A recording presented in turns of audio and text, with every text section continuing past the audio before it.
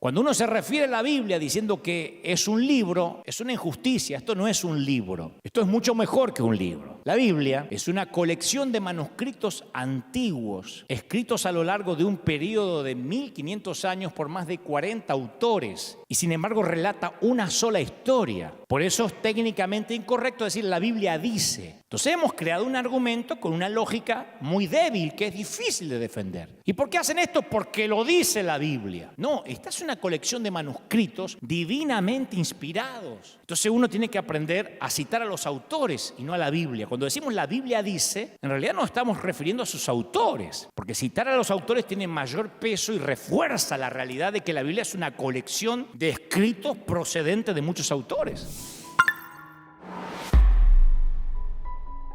Sobre una costa peligrosa del mar, donde solían ocurrir los naufragios, había una pequeña estación salvavidas y el edificio era solamente una choza y había solo un bote, pero los pocos miembros fieles hacían una vigilancia constante del mar y salían incansablemente de día y de noche en busca de los perdidos. Y algunos de los que fueron salvados quisieron asociarse a la estación y dieron su tiempo y dinero para apoyar ese trabajo, un poco en agradecimiento, ¿no? Que los salvaron de morir ahogados. Se compraron nuevos botes, se entrenaron nuevos grupos y la pequeña estación salvavidas creció. Y algunos miembros de la estación salvavidas no estaban muy contentos en que el edificio fuera tan ordinario, tan mal equipado, porque había comenzado como una choza y sentía que debían proporcionar un lugar más cómodo como primer refugio de aquellos que habían sido salvados del mar. Sustituyeron las camillas de emergencia por camas, pusieron mejores muebles en el edificio ampliado.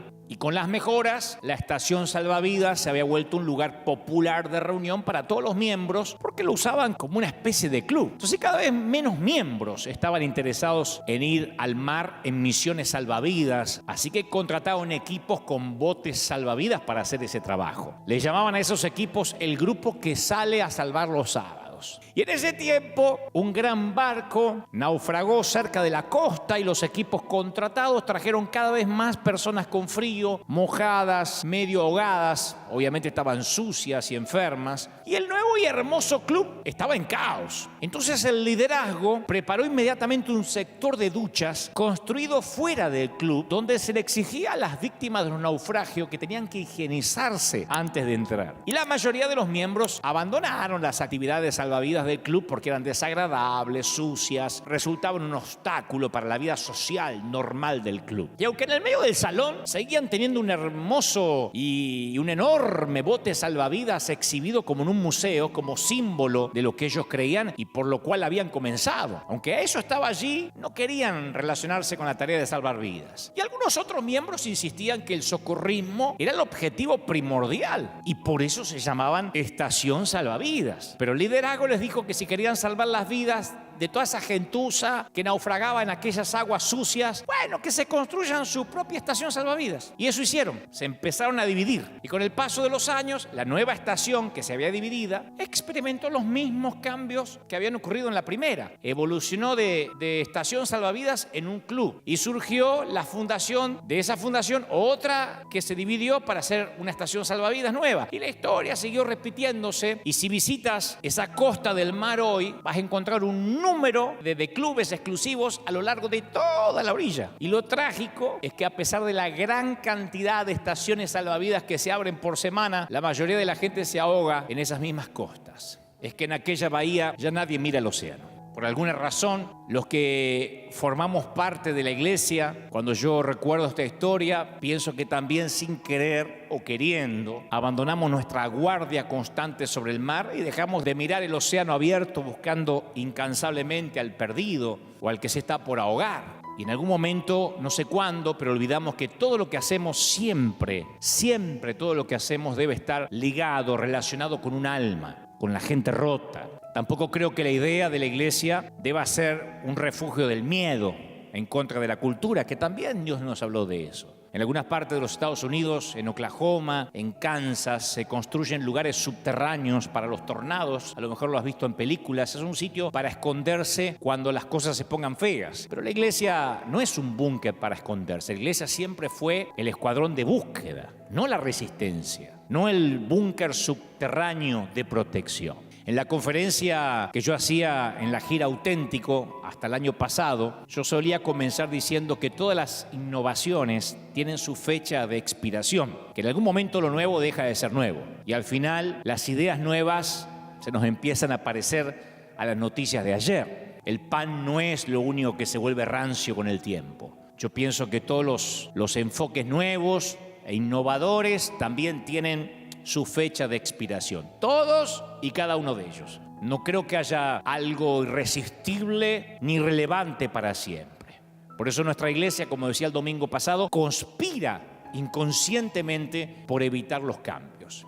¿Por qué? Siempre tratamos de defender la forma en que se hacen las cosas en la iglesia. Y eso está tan profundamente arraigado que a cada paso que uno quiere pensar en la gente que se ahoga, en la gente rota, uno encuentra resistencia. Resistencias internas, ¿no? Al cambio. Porque el edificio de nuestras iglesias fue diseñado alrededor de la forma en que se hacen las cosas. Las dependencias fueron diseñadas alrededor de cómo se hacen las cosas. El presupuesto de una iglesia está organizado alrededor de la forma en que se hacen las cosas. Los líderes y los voluntarios son entrenados para llevar a la práctica la forma en que se hacen las cosas. Y cuando el Señor nos habla cara a cara y nos quiere hacer cambiar el funcionamiento de un club para que vuelva a ser un escuadrón de búsqueda de ahogados, es difícil volver a darle prioridad a la gente que naufragó y que llega muerta de frío y envuelta en algas marinas. Es costoso, es demasiado perturbador, es demasiado riesgoso. Ahora, convengamos que este no es un mensaje exclusivo para líderes, es un mensaje para todo el mundo. Si eres miembro de una iglesia o algún día piensas hacerte miembro de una iglesia y quieres ver un cambio, quieres soñar con esa iglesia que va por los perdidos, yo creo que necesitamos que Dios comience por nosotros. Tienes que pedirle a Dios que Dios ponga una carga por algo que valga el riesgo de poner en peligro tu vida, algo que valga el riesgo de salir de la zona cómoda. Al menos lo que yo hago a diario, pedirle que el cambio comience con mi vida personal, porque mi tendencia es hacer como las hermanas de Lázaro. Lucas 10:38 narra lo siguiente, dice que aconteció que yendo de camino entró en una aldea y una mujer llamada Marta recibe a Jesús en su casa. Y la Biblia narra que Marta tenía una hermana que se llamaba María, la cual se sentó a los pies de Jesús a oír su palabra. Dijo, yo voy a aprovechar que Jesús está en casa, esto no pasa todos los días. Pero Marta se preocupaba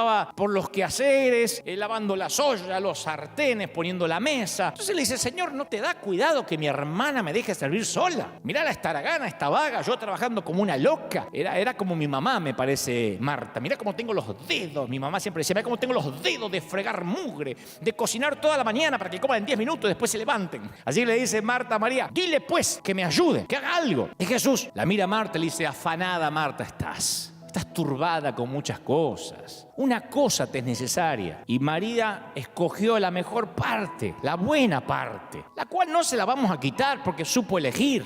Y cuando yo recuerdo esta historia, digo, aparentemente Marta estaba tratando de encontrar su identidad haciendo para el Señor en lugar de simplemente estando con el Señor como su hermana María. Marta estaba absolutamente metida en servir a Jesús en vez de estar con Él.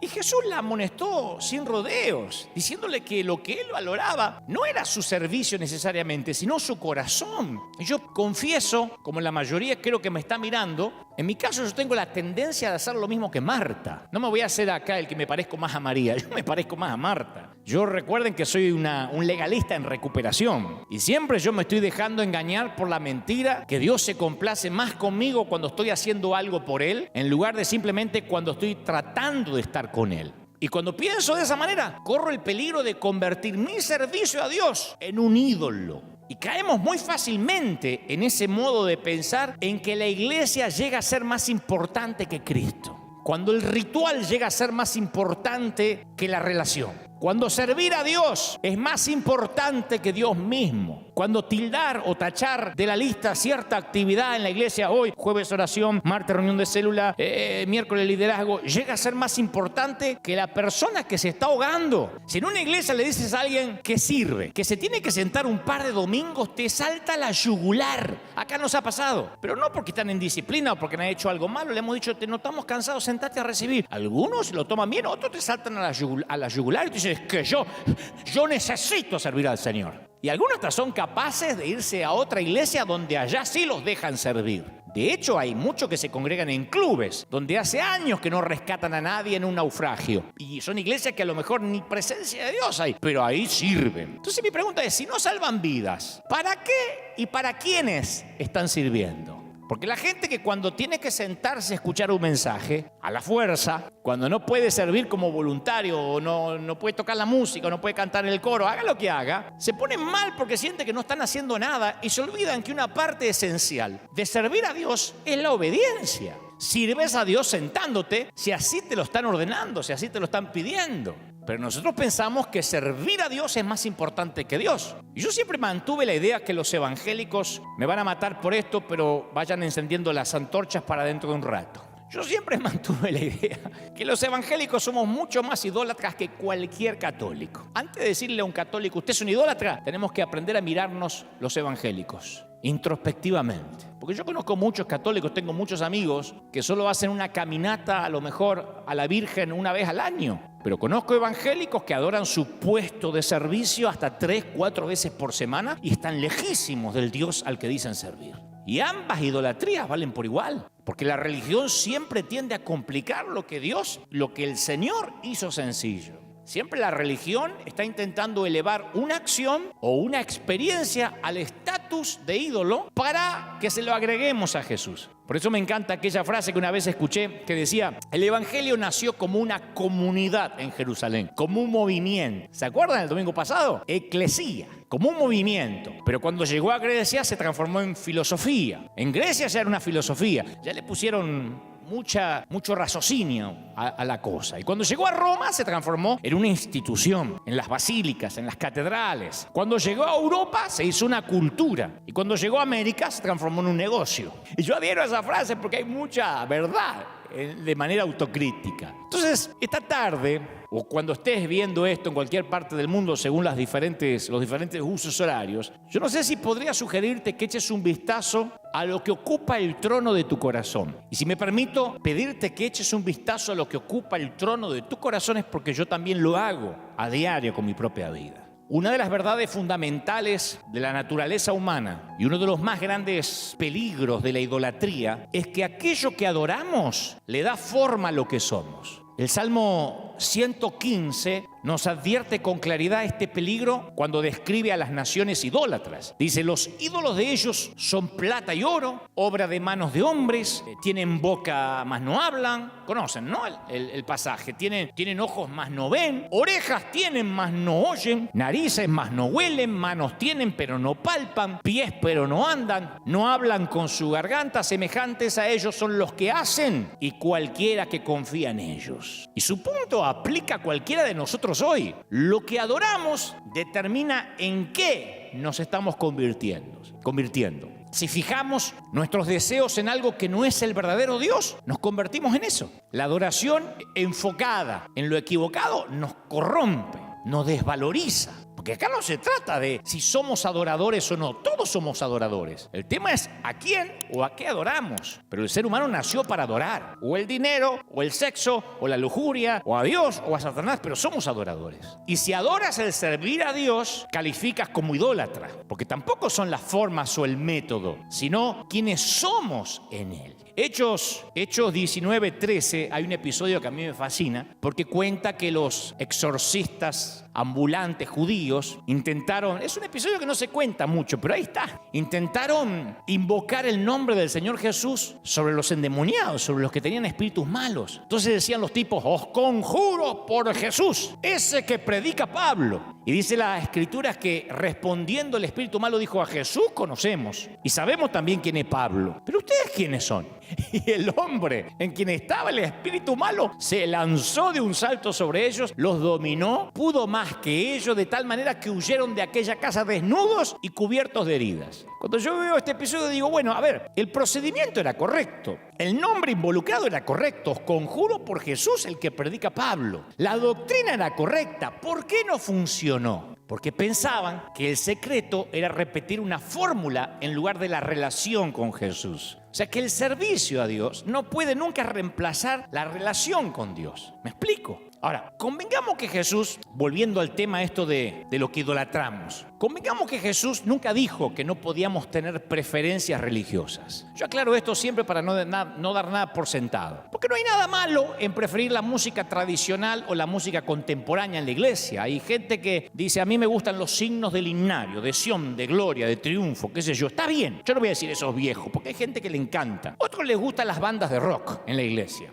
Y no hay nada malo en querer ir a una iglesia que parece una disco, con pantallas, con juego de luces más o menos moderna, o querer asistir a un edificio que tiene campanario y los bancos como se estilaban antes en las iglesias del siglo pasado. No está nada malo que alguien prefiera predicadores con jeans rotos, tatuajes, botitas de moda, antes que los clásicos, o al revés. No hay nada malo con querer participar de la Santa Cena los primeros domingos del mes. Jesús simplemente dijo, no permitas que esas preferencias y esas tradiciones se conviertan en leyes que otras personas estén obligadas a obedecer si quieren seguirlo a Él. ¿Me explico? No tomes lo que es bueno o lo que te gusta y lo conviertas en fundamental. Porque si no hay relación con Cristo, por más que repitas la fórmula o por más que te ates a un modelo, como hablamos el domingo pasado, no sirve. Otra manera de decir esto es, cuídate de no adorar algo bueno como algo divino, porque eso es un objeto de idolatría que se va a convertir en algo destructivo. ¿Por qué? Simplemente porque ni la tradición ni la preferencia religiosa puede darle vida eterna a un pecador. Ninguna ley ni regla jamás va a provocar una explosión de amor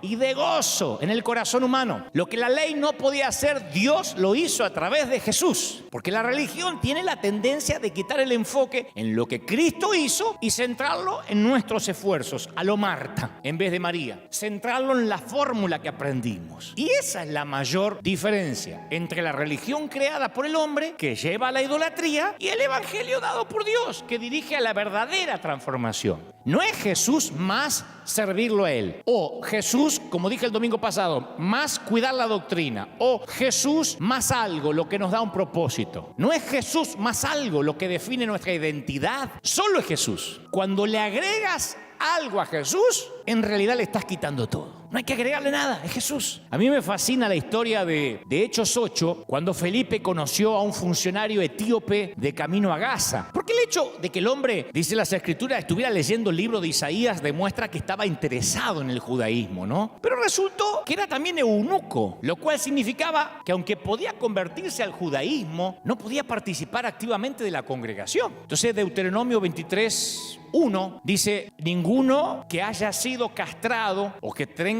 cortado su miembro viril entrará en la asamblea del Señor. Y como seguidor judío de Jesús y buen conservador y cumplidor de las reglas, Felipe pudo haber visto al eunuco como mercancía dañada. Era un tipo que estaba roto literalmente. Y si Felipe aceptaba al forastero eunuco en su fe, estaría violando una tradición en la cual había sido criado, que él respetaba y seguía. Entonces Felipe había sido educado en la creencia de seguir las tradiciones y eso determinaba su posición ante Dios. Tenía el mismo síndrome que yo te conté que tengo yo. Si yo hago las cosas para Dios de la manera que me enseñaron, Dios me va a amar más. Esa es la tensión que se sintió a través de la iglesia primitiva y yo creo que se siente hasta el día de hoy. Pero bueno, afortunadamente Felipe fue capaz de seguir la dirección de Dios más allá de la cajita de su religión, más allá de su cajón religioso. Dice la Biblia que Felipe abrió su boca, comenzó a hablar de la Escritura, le anunció el Evangelio de Jesús y llegaron a un lugar donde había agua y el eunuco dijo, mira, hay agua, ¿qué impide? Esa famosa pregunta, ¿qué impide que yo sea bautizado? Y Felipe dijo, nada, si crees con todo tu corazón, puedes. Así que le dijo el eunuco, mira, yo creo que Jesucristo es el Hijo de Dios. Así que Felipe mandó a detener el carruaje, descendieron al agua, Felipe y el eunuco, y lo bautizó. Ay, sin mediar cursos, sin mediar ningún seminario, ¿qué impide que yo sea bautizado? Nada. Entonces Felipe aprovechó la oportunidad para presentarle a Jesús al eunuco etíope y luego bautizándolo, dando la bienvenida a un nuevo náufrago. En un momento Felipe dice, no somos un club para colgar un bote como símbolo del día, de los días que andamos rescatando gente. Tenemos que rescatar gente. Y Felipe priorizó el alma del eunuco por encima de su vaca sagrada. Yo titulé este mensaje, ahora vamos, vaca sagrada, no por el Barça. Algunos decían, sí, si estaba hablando de los que alguna vez fueron las vacas sagradas del Barcelona, no, sino por la protección de las vacas, que es uno de los ejes del hinduismo, la religión dominante de la India. Para los que no saben, aunque creo que es de conocimiento público, pero los que no saben, para el hinduismo, todo lo que proviene de una vaca es sagrado. Creen, de hecho, que una vaca en su cuerpo contiene unos 300 millones de dioses y de diosas. El tema es que hay muchas vacas sagradas dando vueltas libremente en nuestras iglesias, a las que nunca se las objeta, nunca se las examina de manera objetiva y son reverenciadas por quienes están forzados a vivir con ellas. Y las vacas sagradas pueden tomar muchas formas, pero son fáciles de ubicar con una simple pregunta. ¿Por qué estamos haciendo esto? ¿Por qué lo hacemos así? Y si la respuesta es, porque siempre lo hicimos así, o así es como lo hacemos acá, es muy probable que nos hayamos encontrado con una vaca sagrada. Alguien estará diciendo, bueno, pues esto es mucha crítica. No, es que si no desaprendemos, difícilmente tengamos lugar para que Dios nos dé lo nuevo. Por eso el Señor decía, oíste que fue dicho, mas yo digo, desaprender algo es más duro que aprender algo nuevo. Y yo soy criado a la antigua en el sentido que me molesta cuando se añade algo al evangelio, algo que no es necesario, y se predica como si fueran términos bíblicos. Como decía un pastor alemán que yo estuve, no está en la Biblia, pero debería estar. Él un día dijo que en el cielo solo se iba a tocar violín y acordeón, que eran los instrumentos que él tocaba. Y le preguntamos, pastor, ¿dónde está en la Biblia? Y dice, no está, pero debería estar. Punto. Entonces, como el hombre es una criatura con costumbre y se aferra a las tradiciones, tendemos a idolatrar algo que a veces no está ni siquiera en las Escrituras. Hay un incidente en la Biblia que a mí siempre me llamó la atención, que ustedes lo pueden buscar en casa en Números capítulo 24, capítulo 21, versículo 4, capítulo 21, donde a causa de la murmuración de Israel que vagaba por el desierto, Dios envía serpientes, permite serpientes al campamento. Está lleno de enseñanzas esta historia, pero me voy a puntualizar a lo que vamos, para no irme del tema. Y dice las Escrituras que habló el pueblo contra Dios y contra Moisés. ¿Por qué nos hiciste subir de Egipto para que muramos en este desierto? Acá no hay agua, nuestro alma está fastidiosa, tenemos este pan tan liviano, maná todos los días, estamos hartos de maná. Entonces, como estaba murmurando, Jehová envió entre el pueblo serpientes que mordían al pueblo y murió mucha gente de Israel. Entonces el pueblo vino a decirle a Moisés, pecamos por haber sido abribocas, por haber hablado contra Jehová, por haber hablado contra ti. Por favor, ruega a Jehová que nos quite las serpientes. Y Moisés oró, porque Moisés era un apagador de incendios. Entonces Jehová le dijo a Moisés, hazte una serpiente de bronce refulgente, ponela sobre un asta y cualquiera que haya sido mordido, que mire para arriba y va a vivir. Y Moisés es una serpiente de bronce, la cual la puso sobre un asta como Dios le mandó, y cuando alguna serpiente mordía a alguno, miraba la serpiente de bronce y sobrevivía. Tiene muchas explicaciones, muchas enseñanzas, pero no me quiero ir del tema que nos compete. El gran tema, que luego de este incidente, el pueblo de Israel idolatró esta serpiente de bronce durante 700 años. Hicieron de un símbolo que era para un momento un ídolo y pasó a tomar el lugar de Dios. Hasta que apareció un rey llamado Ezequías que sintió de parte de Dios de hacer pedazos la serpiente de Moisés. Porque entendió que no había nada por encima de Dios y no había nada por encima de Jehová y que la gente ponía las bendiciones por encima del que bendecía. Entonces en Segunda de Reyes 18:4 dice que este rey quitó los lugares altos, quebró las imágenes, cortó los símbolos de una talacera e hizo pedazo la serpiente de bronce que había hecho Moisés, porque hasta le quemaban incienso los tipos. Los hijos de Israel venían y le prendían velas y la llamó Neustán. Y de alguna manera todos tenemos nuestro Neustán. Imagínate si hoy descubrieran restos de la verdadera cruz. Imagínate si arqueólogos descubrieran restos de la cruz del Calvario. Adoran el Santo Sudario, que todos coinciden de que realmente fue algo que descubrieron mucho más acá de Jesús, que data la tela de que no eran de los tiempos de Jesús. Hasta muchos aseguran de que es apócrifo y aún así hay gente que se muere por ver el Santo Sudario. Imagínate si encontrar algún clavo del madero o la corona de espinas o el Santo Grial, que se han hecho hasta películas del Santo Grial, la copa donde bebió Jesús. Imagínate si encontraran el mismísimo Arca del Pacto, la gente la adoraría. Yo fui a Israel y veía veía gente arrodillada llorando sobre un mármol que afirman que acostaron el cadáver de Jesús. No hay registro ni histórico ni sagrado de eso. Y la gente lloraba arriba del mármol y lo tocaba porque decían que ahí había estado Jesús. De hecho, como conté, en Israel se han construido grandes templos alrededor o por encima del Monte de los Olivos, del huerto de Getsemaní,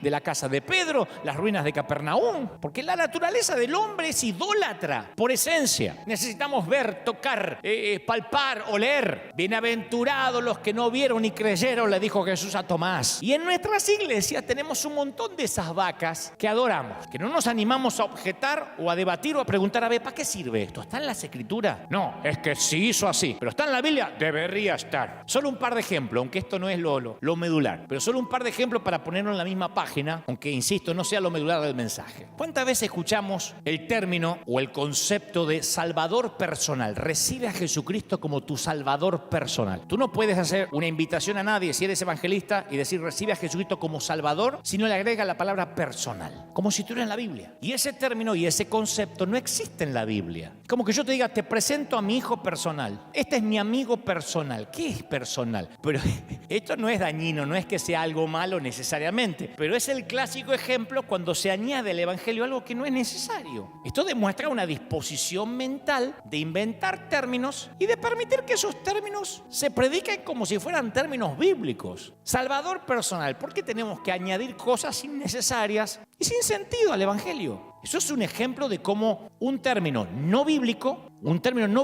es elevado a algo reverencial por la iglesia, como diciendo, insisto, aunque no está en la Biblia, debería decir ahí salvador personal. Se le olvidó decirlo a Dios, por eso se lo agregamos. Se nota que Dios se olvidó de ponerlo en la Biblia. Otra vaca sagrada, el llamado a pasar adelante. No digo que esté mal. ¿Qué es una vaca sagrada? Cuando se adora algo, cuando se reverencia algo, que no está mal, no digo que esté mal, que es una herejía, pero tampoco está en la Biblia. Imagínate a Jesús al finalizar el sermón del monte diciendo, mientras Judas toca cuán grande es él en el órgano, si tú realmente quieres ser mi discípulo esta noche, entonces quiero que levantes tu mano. Imagínate a Jesús, quiero que levantes tu mano para verla. Aquí, sí, allí veo una mano. ¿Otra mano? ¿Habrá alguien más? Allí subido a la higuera, ¿habrá alguien que no se anime? Y allá atrás de la higuera veo a alguien que tal vez alguien lo pueda acompañar para que se anime. Veo dos manos allá, detrás de la montañita aquella. O sea, ¿te imaginas a Jesús pidiendo que levanten la mano para pasar al altar? Por favor, mientras Bartolomé canta un especial, quiero que pasen acá adelante los que levantaron su mano, sí, sean amigos. Y unos discípulos amigos identificados con una credencial de discípulos míos van a tomarte los datos para que no te escapes y te van a explicar mejor la parábola durante el resto de la semana. O sea, a River suele venir a nuestra iglesia gente, me consta, de otras congregaciones en tiempos normales, no de pandemia, y algunos se han ido molestos porque según ellos dice que yo dejo cientos de frutos sin recoger porque no suelo hacer ningún llamado a pasar al altar. Es muy raro que lo hagamos. Yo no estoy diciendo que mi forma es la forma. Estoy poniendo en tela de juicio algo que vemos como bíblico que no lo es. Como yo no suelo hacer la invitación oficial al altar o la oficial reconocida por la mayoría, muchos creen que no tiene valor mi presentación del evangelio. Que si yo en un estadio predico y no hago un pasado al altar, ninguno se convirtió. Y créelo o no, el llamado al altar fue inventado hace 150 años atrás, apenas. Fue usado primero por el evangelista americano Charles Finney como un medio de separar a aquellos que querían conversar un poco más acerca de la salvación. Pero gradualmente, lentamente se volvió una parte fija de cada reunión y como toda tradición comenzó a perder su espíritu original. Y la gente comenzó a adorar a Nehushtan. La parte del pasar adelante se volvió más importante que el quebrantamiento y la confesión verdadera. Entonces, de hecho, inclusive yo prediqué en muchas iglesias en todo el mundo, mientras que los nuevos pasan adelante, muchos miembros se acercan al estacionamiento, van guardando las cosas en la cartera para que no los agarre el trancón del tránsito, como si pasar al altar fueran los créditos de la película. Cuando termina, viste, que se quedan a verlo los fanáticos. Muy raro. Hay fiesta en los cielos mientras los pecadores se convierten, menos en la congregación que están todos apurados para irse. Pero pasaron al altar. Cualquiera que pasa adelante y le toman los datos, ya es proclamado como un nuevo creyente en Cristo. No importa si pasó apenas convencido, porque lo empujaron, porque lo llevaron amenazado, porque dijeron, pasar al altar y te llevo a comer. Se lo contabiliza como alma nueva porque pasó al frente. Y capaz que aquel que el Espíritu Santo redargulló en el asiento, pero no pasó al altar, creemos que se fue sin Cristo. No, se fue sin dejar los datos, que es diferente. Pero no podemos decir se fue sin Cristo, no, dejó los datos. ¿Pero cómo voy a decir yo se fue sin Cristo? Y ahora que estamos transmitiendo así, ¿cómo tomo los datos de la gente? En mi caso, ¿cómo sé a quién llega? Algunos me escriben. Mi esposo que es inconverso te escucha. Mi hijo que no quería saber nada de Dios está llorando. ¿Yo puedo subestimar esa obra del Espíritu Santo y porque yo no le tomé los datos y no pasaron a este altar decir no están convertidos? Pero es una vaca sagrada. No hiciste el llamado al altar. Puedo hacerlo, no está mal, pero puedo no hacerlo. Y el Espíritu Santo va a tocar los corazones sin mi ayuda, sin mi altar. Otro ejemplo de vacas sagradas en la misma línea es la oración de entrega. Imagínate también una escena donde Jesús, esto es mirar a Jesús con los ojos nuevos, donde Jesús guía a algunos nuevos discípulos a una oración de entrega. ¡Wow! ¿Cuántos han venido adelante para ser salvos en esta noche? Ahora es muy sencillo, repite esta pequeña oración después de mí y ya eres un cristiano. ¿Listos? Dice Jesús, repite conmigo. Querido Jesús, entra a mi corazón. Entra a mi corazón. Imagínate, cuando uno intenta imaginarse a Jesús usando nuestros métodos, nos parece ridículo. Y esta es una buena prueba para cualquier método. ¿Podría imaginarme a Jesús haciendo esto? ¿Podría imaginarme a Jesús predicando esto? Puesto que la Biblia dice, andad en la manera que Él anduvo, primera de Juan 2:6, tenemos siempre que comparar nuestras acciones y mensajes con los del Maestro. Insisto, ¿está mal repetir la oración? No está mal, pero tampoco es que si no repiten la oración se van al infierno. Porque el mismo acto de guiar a alguien en oración hasta es ridículo. No vas a encontrar nada parecido en la Biblia, ni en los escritos, ni en las biografías de la historia de la iglesia. Yo no creo que Jesús quiera que sus discípulos repitan detrás de Él. Él quiere que sigan detrás de Él. Con este criterio, si Cristo no viene en los próximos 100 años, se va a creer que un predicador, si no hace repetir a la gente, no está predicando. Viste que se usa mucho ahora, dígale al que está a su lado, dile a 3 hermanos, vamos a leer en Génesis, diga conmigo Génesis, diga conmigo Abraham, repite conmigo Abraham. En 100 años vamos a decir, el que no repite no es de Dios, porque vamos asimilando cosas como sagradas que no lo son. Son modismos, formas, maneras. Y nosotros pensamos que Jesús está interesado en que repitan. Él prefiere ver a un solo convertido verdadero en vez de un océano lleno de decisiones. Entonces, cuando uno estudia la vida de Jesús, se asombra que Él tampoco tenía un programa de seguimiento. No tenía un equipo de discípulos para que llamaran en la semana para rematar la venta. Al contrario, Él acostumbraba a llamar a la gente a seguirle a Él. ¿Sabés lo que más veían de Jesús? Esto, síganme. Su nuca. De hecho, les subía los requisitos de admisión para que no lo siguieran tan fácil. Pero nunca tuvo que ir de puerta en puerta buscando al tipo que sanó la semana pasada para compartir una nueva parábola con él. Che, Santiago, ¿le tomaste la dirección al joven rico? No, se me pasó. Andrés, visítalo en la semana y le explicás mejor lo que quise decir. ¿Viste que se fue triste? A ver si lo perdemos al rico. Yo veo a Jesús y Él tenía la actitud, si quieren vida eterna, tendrán que renunciar a todo y seguirme a mí. Esa es una de las cosas que aprendimos en River, no seguir a nadie. Sí tenemos discipulados, seminarios de crecimiento, tenemos un equipo de 12 pastores, pero nunca le mandamos el FBI o la migra espiritual a nadie. Y esto lo hacemos porque no subestimamos lo que el Espíritu Santo hace. Yo no quiero hacer el trabajo que le corresponde al Espíritu Santo, ni tengo la capacidad para hacerlo. A menos que estén solo convencidos los que pasaron al frente. Pero si 30 segundos de cielos abiertos hicieron de Saulo un Pablo, no veo por qué eso debería cambiar. A menos que no haya habido ningún cielo abierto, que haya sido un show, un servicio carnal. Porque si la gente sale hablando del Elías de Dios, si la gente viene y dice, wow, ¿viste el Elías de Dios? Wow, ¿viste cuando el Elías se paró? ¿Viste cuando apareció el Elías de Dios? Entonces sí necesitamos un seguimiento. Es difícil seguir a Elías. Es más, necesitamos casi amenazarlo con que le vas a quitar la cobertura si no regresan y dejan sus datos. Pero si en lugar de tener un encuentro con el Elías de Dios, tuvieron un encuentro con el Dios de Elías, no van a querer irse más. Nadie va a necesitar convencerlos otra vez para que regresen. Y esto que les voy a contar lo pueden corroborar los que son de esta congregación. Tal vez porque yo tengo corazón de evangelista, pero una vez al mes, siempre, una vez al mes, me aseguro que una vez al mes, una vez cada 4 domingos, yo invito a la gente que se siente incómoda a congregarse en otras iglesias. Esto lo saben los que son de casa, no podría estar mintiendo. Especialmente cuando escucho que algunos se quejan porque no les guardan asientos o que tienen que hacer mucha fila. Yo acá en público, en el medio del servicio, les digo hasta las direcciones donde pueden tener otras opciones para congregarse. Y les recomiendo con nombre y apellido. Les digo, mira, aquí cerquita tenemos a Saddleback, la iglesia del querido y respetado Rick Warren. Tenemos en Los Ángeles al querido Otto Azurdia, cuyo hermano se congrega con nosotros y allí tiene una gran iglesia, la iglesia llamada Final. A Dani de León, pueden congregarse con Dani de León, un hombre a quien respeto muchísimo, a John MacArthur, si te gusta alguien más gringo. Yo menciono los pastores que tenemos aquí en el área, que son colegas, hombres de Dios. Y les digo, si ya eres cristiano y para ti es un problema el estacionamiento acá, prueba con campus más cómodos, con otros hombres de Dios, y les doy libertad. No le digo, si te vas, cuidado porque tus hijos y tus nietos le va a salir, se le van a caer los dientes.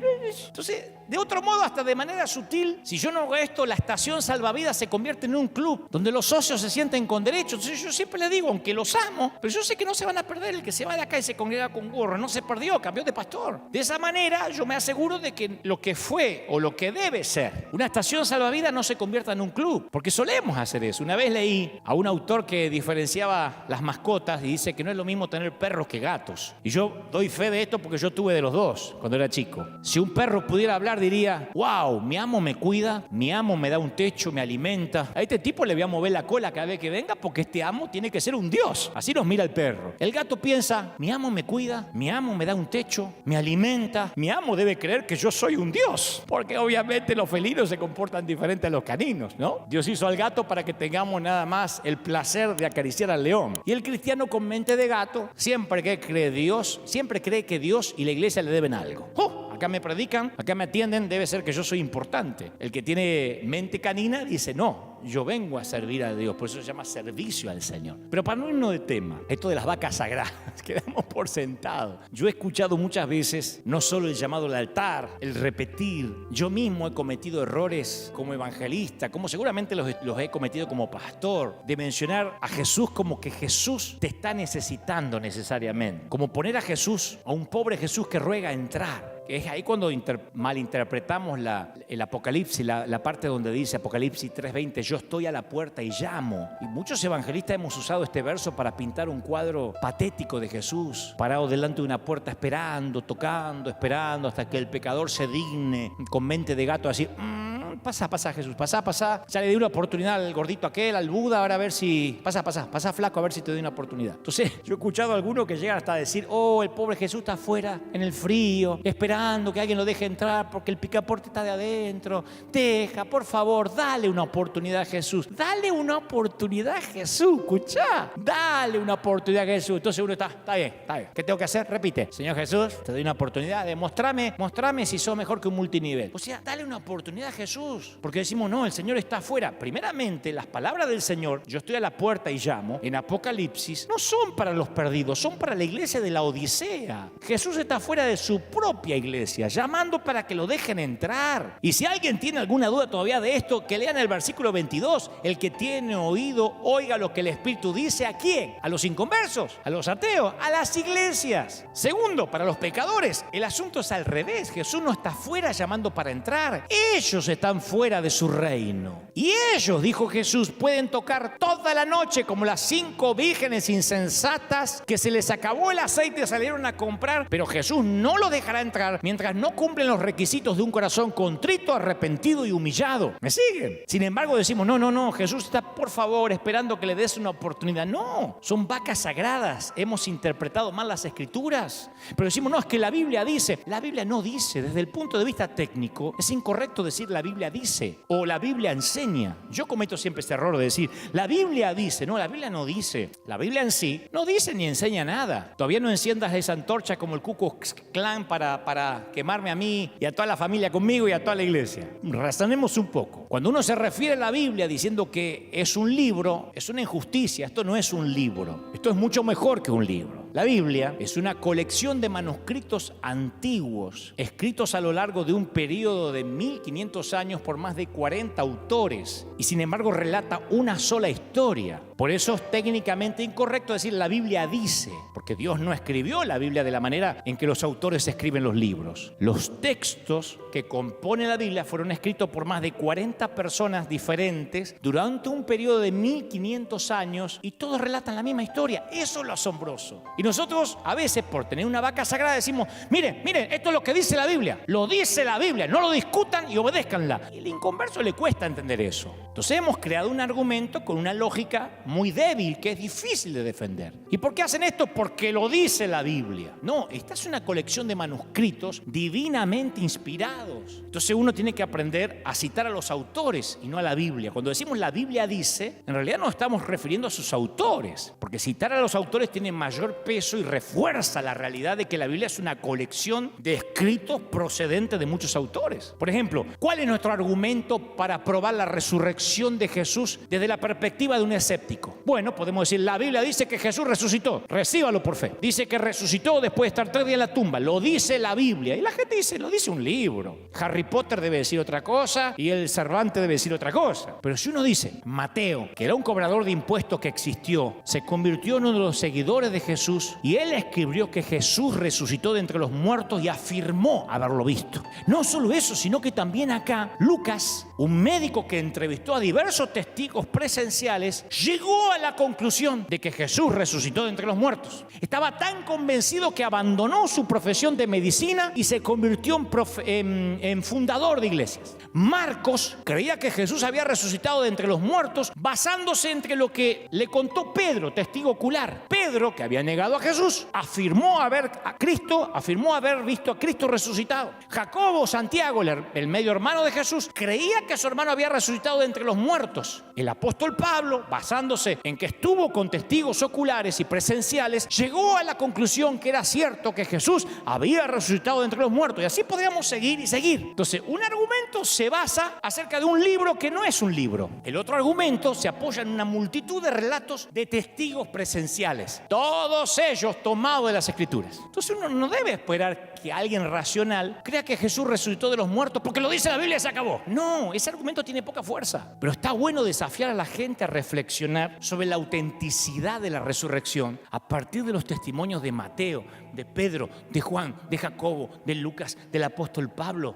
y una docena de personas menos conocidas que son mencionadas a lo largo del Nuevo Testamento. Entonces nuestra cultura necesita comprender que el fundamento de la fe cristiana no es un libro infalible, porque si adoramos la Biblia también es una vaca sagrada, es bibliolatría. El fundamento de nuestra fe es un suceso único de la historia, no un libro. El fundamento de la fe es un suceso único del cual dieron testimonios personas que vivieron y escribieron durante los días que tuvo lugar ese suceso, la resurrección de Jesucristo. Y así te puedo quedarme toda la tarde enumerando vacas sagradas. El pasar al altar, el Cristo personal, el repetir, el decir la Biblia dice. Yo puedo pasarme la tarde porque yo soy un legalista en recuperación y me di cuenta cómo adoramos cosas que no están ni siquiera en las Escrituras y cuando uno va con ojos nuevos no las encuentra. Y como mi naturaleza es adorar las serpientes de bronce que quizás sirvieron para una temporada, yo me obligo a hacerme preguntas que te voy a pedir que te las puedas hacer. Yo me hago preguntas descarnadas que me provocan y hace 30 y tantos años que por providencia de Dios hago esto. Pero esas preguntas me obligan a enfrentar cosas que capaz que es fácil ignorar, pero que al final, si las respondo bien, me hacen mejor mensajero, mejor persona. Me pregunto de qué método me estoy enamorando, que capaz no es eficaz como solía serlo y se transformó en una vaca sagrada. Ahí es cuando la línea es difusa y me transformo de una estación salvavidas a un club. ¿Qué es lo que me encanta hacer, pero que capaz que ya no está funcionando? ¿Qué celebramos para que no se ofenda a la gente, pero que no sirve para salvar almas? ¿Hay una relación entre lo que celebramos y nuestra misión? ¿Le importa un alma nueva? ¿A alguien que llega roto a la iglesia, que dice, voy a acercarme a Cristo, que por primera vez consideró venir, que ese domingo celebramos el cumpleaños del pastor? ¿Le importa? ¿O que justo ese día no se predica salvación porque es el aniversario de bodas del apóstol? ¿Le importa? No estoy diciendo de no honrar a los hombres de Dios, estoy hablando del servicio,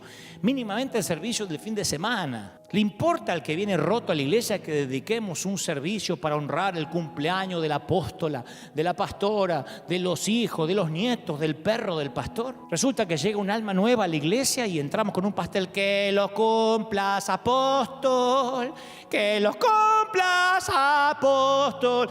Yo voy a la iglesia católica y ese día, en vez de hablar de Cristo, le festejan el cumpleaños al cura. Yo digo, estamos mal. O voy a la sinagoga y le están festejando el cumpleaños del rabino. Si desperdiciamos la única oportunidad de salvar a alguien del naufragio, solo porque hoy celebramos el aburrido aniversario de la iglesia, donde cada bendito departamento o ministerio preparó un especial y llevamos 4 horas y media donde cantó la hermana Eduvija y cantó la hermana Morínica y el coro y hay gente que se está muriendo y tiene una sola oportunidad de escuchar de Cristo y hoy tocó el aniversario. ¿Qué le importa al que consideró suicidarse que la maestra de la escuela dominical hoy cumple 52 años de fidelidad? Hagámoslo un lunes. ¿Qué le importa al que se está divorciando y está peleando la tenencia de sus hijos? Llegar un domingo y ver un PowerPoint de la vida del pastor porque hoy es su cumple y queremos honrarlo. ¿De verdad? Yo sé que en mi caso soy un caso extremo, hijo de alemanes, síndrome de Asperger, pero jamás en 10 años le he dicho a la iglesia cuándo cumplo años. Lo descubren ellos y a lo mejor me traen un perfumito, algo, pero está prohibido hacerlo en público. ¿Por qué? Porque no es mi negocio. Porque soy el piloto de la aerolínea, no el dueño. Porque soy el mayordomo, no el dueño de la casa. No puedo hacer una fiesta en una casa que es prestada. No puedo celebrar mi cumpleaños. No estoy haciendo una doctrina de esto, estoy poniendo un ejemplo. Si todo lo que hacemos coincide con la gran comisión, si de repente nuestra iglesia dejara de existir, ¿nos echaría de menos la ciudad? ¿O el que la echa de menos o la que echamos de menos somos los pastores porque ya no nos estacionan el auto, no corren a agarrarnos el saco, no nos esperan con café? Esas son las preguntas que yo me hago a mí mismo para no mentirme a mí mismo, para obligarme a liderar a manos abiertas. Entonces, ¿quiere formar parte de una iglesia a la que le encanta asistir la gente rota? En tiempos normales, cuando esto está lleno, yo suelo decir, si esta es la primera vez que estás aquí, este podría ser tu hogar, tu lugar seguro. Y si te sientes fuera de lugar porque piensas que nosotros somos todos unas buenas personas, créeme que estás rodeado de gente que ha pecado más que tú, solo que aprendió a fingir un poco. Nunca dejes que estas caras bonitas te engañen, porque a ellos nos dirigimos. Hablando en términos de mercadotecnia, ellos son nuestros clientes, la gente rota, nuestro mercado, nuestro target. Por eso insisto, ¿estás realmente satisfecho con la idea de pasarte el resto de tu vida haciendo las cosas de la iglesia de la manera en que siempre las has hecho? Con la forma en que la tradición espera que lo hagas. Cuando la pandemia termine, vas a pasar otra temporada más de tu ministerio haciendo cosas que hacen sentir incómodos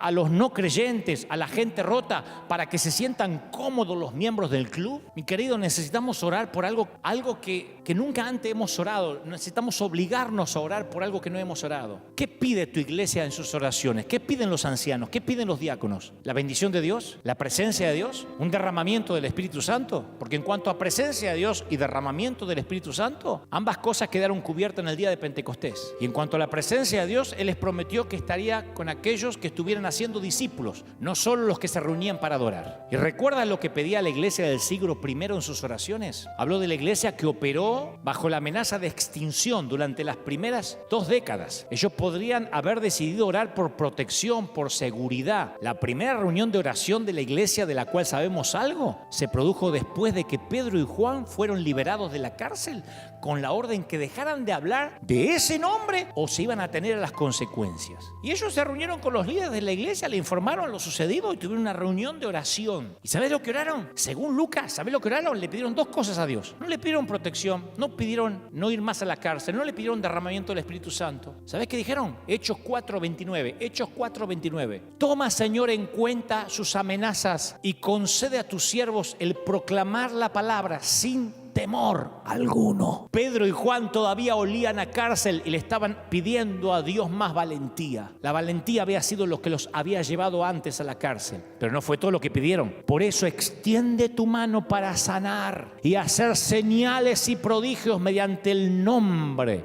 de tu santo siervo Jesús, dice el versículo 30. En otras palabras, haz cosas que atraigan hacia nosotros la atención de la gente que no haya creído, para que nosotros los guiemos hacia ti. Oraron para pedir sanidad, pero no la de ellos. Le pidieron a Dios que hiciera algo poderoso por medio de ellos, no a favor de ellos. Estaban enfocados en los ahogados, en los que estaban afuera de las paredes, en lugar de los que estaban reunidos. Esa fue una de las lecciones que habían aprendido desde el primer día. ¿Te acordás el día de la inauguración de la iglesia del siglo I? Lucas dice que el día de la inauguración todos los seguidores de Jesús estaban reunidos cuando de repente el Espíritu de Dios vino sobre ellos. ¿Sabés qué pasó a continuación? ¿Hicieron un estudio bíblico? No. ¿Un culto de adoración? No. ¿Una reunión de oración? No. Todas esas cosas las estaban haciendo antes que llegara el Espíritu Santo. Una vez que llegó el Espíritu Santo, ¿qué hizo la iglesia? Salió a buscar náufragos. Salió del edificio. Todavía con los sucesos de ese día de inauguración frescos en la mente, 1 o 2 noches en la cárcel no los iban a detener. Así que oraron para pedir valentía. No iban a quedarse quietos. No iban a guardar las buenas nuevas dentro del edificio. Así que vuelvo ahora a mi pregunta original. ¿Qué pide tu iglesia cuando ora? ¿Qué estamos pidiendo? Si la iglesia no está orando para pedir valentía, yo te puedo decir por qué. Es porque no la necesita. ¿Cómo sé que no la necesita? Porque uno ora por lo que le hace falta. Señor, que consiga un estacionamiento, dame paciencia con mis hijos, que se muera mi suegra, un trabajo, dame una novia sin madre. Pero valentía, ¿a quién le hace falta valentía? Valentía para ser creyente, ¿para qué? Sin embargo, en el mismo minuto en que decidas regresar a la actividad que le fue encomendada a la iglesia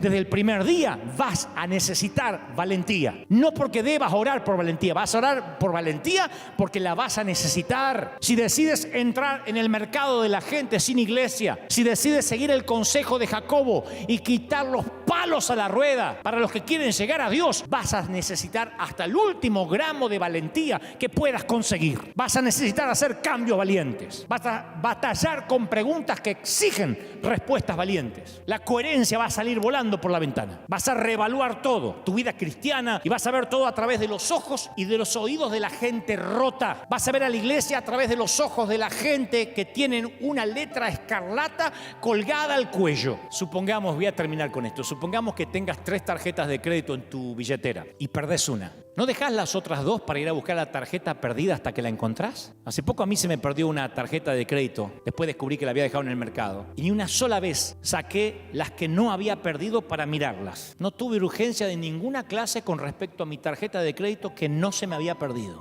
No llamé ni a una sola persona para decirle que todavía tenía mi tarjeta de American Express. Pero llamé a todos lados para ver si alguien vio mi Mastercard en alguna parte. Cuando uno pierde algo importante, se obsesiona con lo perdido. Nos preocupamos por lo que perdemos. ¿O no? Pensamos solo en eso. ¿Se te perdió alguna vez el teléfono celular? ¿Te consolaban todos los demás aparatos electrónicos que tenías regado por toda la casa? Perdí el celular, pero bueno, me quedó el control de la tele. No, habías perdido algo importante. ¿Cuál es la obsesión de la iglesia? ¿Qué es lo que nos preocupa? Porque las iglesias para gente de iglesia se obsesionan de cosas frívolas. Por eso les tenemos fobia a las reuniones de comisión, a las de ancianos, a las de los comités, a los desayunos de pastores. Porque raras veces, cuando nos reunimos los pastores, raras veces hablamos de algo importante. Estamos administrando a una gente que no está perdida. ¿Sabés lo que yo hice cuando por fin encontré mi tarjeta de crédito perdida? Llamé al banco y le dije, no me manden otra tarjeta, regocíjense conmigo. Acabo de encontrar la tarjeta que se me había perdido. Yo no tengo necesidad de decirte de qué forma Jesús concluyó cada una de sus parábolas acerca de cosas perdidas. Jesús dijo que había más regocijo en el cielo por la gente acabada de encontrar que por la gente que nunca se perdió. ¿Te gustaría saber por qué no hay tanto regocijo en tu iglesia? Porque a lo mejor tu iglesia está repleta de gente encontrada. Vamos, ¿de verdad te querés pasar la vida administrando lo que estaba perdido y descuidando lo que aún sigue perdido? Si eres líder, si eres pastor, le tienes que decir a tu iglesia que vas a comenzar de inmediato a evaluar todo lo que se hace en la iglesia después de la pandemia. Cada peso que se gaste en ella va a ser pensado en los perdidos, en lugar de pensar en los 99 hallados. Y después te vas a tener que sentar con los que influyen sobre el resto de la iglesia para crear un plan de transición. Si no, te vas a quedar sin congregación. Los corderos ya no se quedan más silenciados. Y si no estás dispuesto a reorganizar a tu iglesia alrededor de la gran comisión, tu iglesia capaz que va a seguir, ¿eh? Va a haber padres que van a querer que les bautice los nenes, tu templo se va a llenar para las Pascua y Navidad, y cuando no se te ocurra nada nuevo para hacer, todavía tenés el cumpleaños de la pastora, de tus hijos, del día del pastor, el domingo de misiones, el aniversario al que podés invitar un profeta, un salmista para que te haga un concierto. Pero no fue para eso que te metiste en esto, ¿no es cierto? ¿Recordás cuando le dijiste que sí a Dios? Cuando la zarza se encendió frente a ti en tu desierto. ¿Vos recordás cuando Él interrumpió tu vida y te llamó? Tenías sueños, querías dejar tu huella en el mundo, ¿te acordás? Y tal vez llegó el momento de soltar lo que estás haciendo ahora para abrazar lo que fuiste llamado a ser originalmente. Aunque yo tengo 52 años, ya tengo 52 años aunque aparento menos, no tengo abuela así que me tengo que autoelogiar. Todavía te puedo hablar como el pastor de los jóvenes. Al cabo es como mucha gente me conoció. Si estás en el rango de los 40 para adelante, te ruego que no eches a perder la pasión que tienen nuestros jóvenes. No te escondas detrás de tu tradición y tus hábitos de que así hacemos las cosas acá, ni le prediquemos a nuestros hijos mensajes recalentados. Yo te ruego como pastor de los jóvenes que no le robes la pasión a los jóvenes que tienen por la iglesia por ser demasiado perezoso para cambiar. No les robes la pasión por estar demasiado cómodo para intentar algo nuevo. Si eres el líder principal, por tenerle demasiado miedo a los que firman el cheque de tu sueldo, no lo arruines, no la friegues. Mira como 3 gotas de moco, cuando Dios quiere, lo que nació presuntamente con un murciélago en China, mira cuando Dios quiere, cómo Dios te hace ver que tu salario no depende ni de la gente ni de la comisión, el que te sostiene es Dios. Hace un tiempo atrás llegó acá a River un muchacho repleto de tatuajes, con el cabello de varios colores y muchos aretes en todas partes, al que llamaré Luis. Todavía tenemos gente que cree que algunos náufragos como Luis deben pasar primero por las duchas de afuera antes de entrar al club, pero son los menos. La mayoría de nuestros voluntarios y nuestros líderes saben cuál es nuestro ADN. Y yo ni siquiera les pido que traten de imaginar qué haría Jesús, sino que solo piensen qué haría Dante si estuviera en la puerta. Simplemente eso. Uso lo que Pablo decía, sean imitadores de mí como yo de Cristo. Y Luis, vestido así dark, al estilo gótico, llegó porque alguien lo obligó a venir a una primera reunión y buscó los asientos del fondo. Y nosotros siempre guardamos unos cuantos asientos en el frente para gente como él. Para gente como cuando vino Cristian Castro, que llegó disfrazado con un enorme buzo, y después él me diría que pensaba que la iglesia lo iba a discriminar por su vida y por sus escándalos públicos. Nosotros hace mucho tiempo que aprendimos que la gente que se presenta temprano para conseguir los mejores asientos es la gente que menos necesita esos asientos. Así que les guardamos asientos a los que llegan tarde y tratan de ocultarse detrás de todo. No es justo para la gente que llega temprano el que nosotros le guardemos asientos a los que llegan tarde, pero la gente de River, que abraza nuestra visión, se alegra de que nosotros le guardemos asiento a las personas que más necesitan. Generalmente el equipo de pastores con sus esposas son los que guardan esos asientos con sus propios traseros y se levantan de inmediato cuando un voluntario le dice que tenemos a alguien que entró en modo de emergencias. Porque si esto es un hospital del alma y tienes un dolor de cabeza, tienes que abandonar la cama para quien necesita una intervención quirúrgica de emergencia. Así es como funciona River, un hospital del alma. Y Luis se sentó en los primeros asientos, aquí a mi derecha, y cuando pregunté quién nos visitaba, levantó la mano tímidamente, y me acuerdo como si fuera hoy que le dije, che, me alegro que estés acá. ¡Qué peinado, papi! Me gusta un peinado como el tuyo. ¿Cómo hago para pararme los pelos así? Y se lo dije en público. Y después le dije, ¿me darías el honor de sacarnos una selfie? Y me fui hasta donde estaba él y nos sacamos una selfie, en pleno servicio. Y ahí, ante una iglesia que celebraba la llegada de un nuevo náufrago, recordamos que éramos una estación salvavidas. A Cristian Castro le hice notar al cantante que en River no tenemos altares sagrados, que esto no es un altar, que aquí todos somos iguales y todos necesitamos gracia. Si fuera un altar sagrado yo no podría estar acá. Y como somos rescatadores de ahogados, y en mi caso soy libre de la opinión de los fariseos orinadores de agua bendita, lo invité a subir aquí y accedió el pobre casi temblando y tarareamos una canción juntos. Creo que tarareamos: junté lo más hermoso que he vivido contigo, los detalles, las cosas que me harán recordarte. Y cantamos un poquito así, desafinado así como estoy cantando ahora, pero lo cantamos. Pobre David, puede seguir tocando lo que estaba. Y cuando terminó el servicio, llamó a su madre, Verónica Castro, le dijo: mamá, adivina dónde estoy. No lo vas a saber ni en 1.000.000 de años, estoy en una iglesia. Y tú no sabes el amor que tiene esta gente, me apapacharon. Te pasó con Dante, ma. Y me pasó con la mamá, con la actriz. Y me dice: ay, nadie jamás ha orado por mi pequeño, gracias por rezar por él. Al ratito me dice: Cristian, ¿tú crees que yo puedo hacer un disco cristiano? ¿O me tengo que hacer evangélico primero? No, claro que puedes. ¿De verdad te crees que todos los que adoran aquí son realmente cristianos? Cuando pasó mi amigo Julián Weich, que es un famoso conductor de televisión, hicimos lo mismo. Pasó acá con lágrimas en los ojos y dice: no sabía que existía una iglesia que podía amar a alguien judío que nunca pisó una iglesia. Y le dije: es que nuestra iglesia está pensada para gente como vos. Y Luis, el excéntrico amigo a quien le pedí la selfie, recibió a Cristo ese mismo día y nunca más volvió a faltar un domingo. Me dijo: Dante, ¿tengo que cambiar de imagen? ¿Me tengo que quitar los aros y dejar de teñirme el pelo? Dije, no, acá está todo el mundo tuneado. ¿De verdad te crees que todas las hermanas rubias de aquí nacieron rubias? Yo sé que produce urticaria todo lo que cuento, pero así es River. Una iglesia para gente rota. Algunos cambian inmediatamente, otros tardan más. Pero esta es una iglesia para gente en reparación y oro para que esto pase en todo el mundo. Si tienes hijos, ellos asisten a tu iglesia. Y cada domingo les estás infundiendo un amor y un aprecio más profundo por la iglesia, o estás dándole una razón más para que no asistan cuando ya no tengan la obligación de hacerlo. Y esto es algo muy importante. Quiero que el hecho que los jóvenes estén marchando de las iglesias sin siquiera volver a mirar atrás te moleste, y mucho, porque a mí me molesta. Así que hazte un favor, alístate de vuelta en el escuadrón de búsqueda. Abandona el club, sal fuera del club, mira hacia el océano, consíguete un bote, rescata a los náufragos. Y ya que estás ahí, digo, en el mar, hazte otro gran favor. Y házmelo a mí también. Asegúrate de ahogar unas cuantas vacas. Quiero orar por ti. Quiero orar para que corras a este Cristo que ama a la gente rota. Te ama el Señor. Si no, no te hablaría así. Te ama el Señor, de verdad. Te ama. A todo lo que el Señor me da, yo siempre lo paso por el tamiz, por el filtro del amor. Mi idea no es desacreditar, subestimar, burlarme de nadie. Es una autocrítica en todo caso. En todo caso me estoy burlando de mí mismo, de las estupideces que he hecho, de los palos a la rueda que le he puesto a la gente cuando quería acercarse al Señor, y ya no quiero cometer esos errores porque soy un hombre grande. Cometeré otros, pero no los mismos. Y necesito decirte, ahí está Jesús, corre hacia Él. Vamos, te ama el Señor. ¿Cómo no te va a amar? ¿Cómo no te va a amar? No tienes que repetir una oración como loro, pero siempre, aunque no pases a ningún altar, puedo guiarte y decirte que le digas, Señor Jesús, entra en mi vida, perdona mis pecados. Cuando haces eso, cuando lo haces de corazón, como lo estás haciendo ahora, con lágrimas, con el corazón humillado, contrito, significa que no te quedas con el Elías de Dios, sino que has logrado ver al Dios de Elías. No es el Dante de Dios, es el Dios de Dante. Y el Dios de Dante hace que Dante, quien sea el cartero,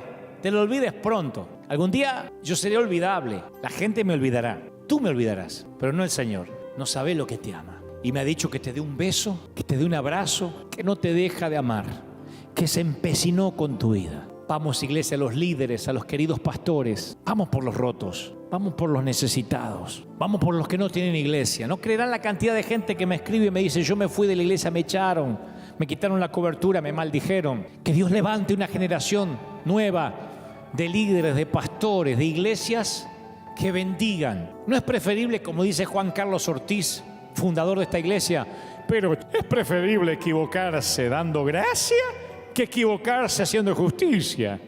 Si vamos a equivocarnos otorgando gracia. ¿Qué perdemos por honrar a alguien que por ahí no era un siervo de Dios y un día nos enteramos que no era un siervo de Dios? No perdemos nada, pero sí perdemos mucho si deshonramos a alguien que sí era un hombre de Dios. Entonces, equivoquémonos por honrar, por bendecir. Equivoquémonos por otorgar gracias, y vamos a equivocarnos antes que ajusticiar a alguien a que Dios ama.